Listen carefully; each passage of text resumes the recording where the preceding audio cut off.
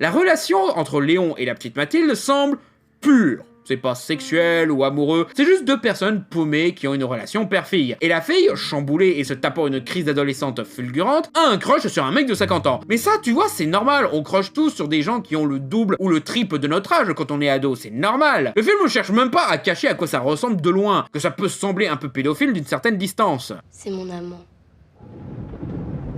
Mais ça, c'est juste elle qui se cherche. En vrai, dans le film, y a rien. Bon, ok, le film est réalisé par un mec qui a énormément de red flags sur une possible pédophilie ou ephébophilie. Genre, se marier avec une jeune fille à peine majeure, faire un film pour enfants où il sexualise énormément un personnage qui a canoniquement 10 ans, et où des actrices cinquantenaires jouent une relation amoureuse avec un mineur. Mais tu vois, tu peux toujours voir cette histoire-là comme pure, innocente, voire platonique. Je veux dire, c'est pas comme si on a découvert que le script original du film avait une scène de sexe entre les deux personnages principaux.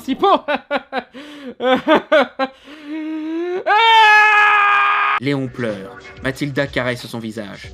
N'aie pas peur, Léon. Tu ne dois pas craindre l'amour quand c'est si beau. Elle caresse son torse.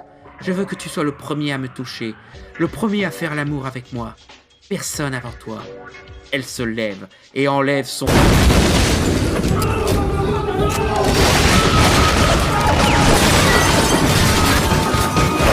Ouais, Léon et Mathilda devaient... Boum chica waouh waouh. Chose qui s'est pas faite parce que les parents de Nathalie Portman ont lu le script et ont fait NOPE. Ouais, c'est chaud. C'est ultra chaud.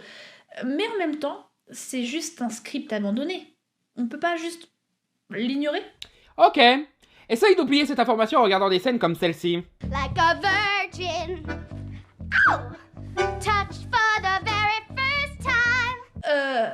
On est en train de retourner à cette partie de vos cours de cinéma que j'aime pas du tout. Voilà, tu peux plus maintenant que tu le sais. Peu importe nos efforts, maintenant qu'on sait que c'était censé être une vraie romance sexuellement active, on peut plus le voir autrement. Et parce que, référence à Bodiner oblige, le fait que Luc Besson a recopié une bonne dizaine de fois le scénario de Léon où le tueur repenti se tape la jeune nana qui l'accompagne, voilà quoi.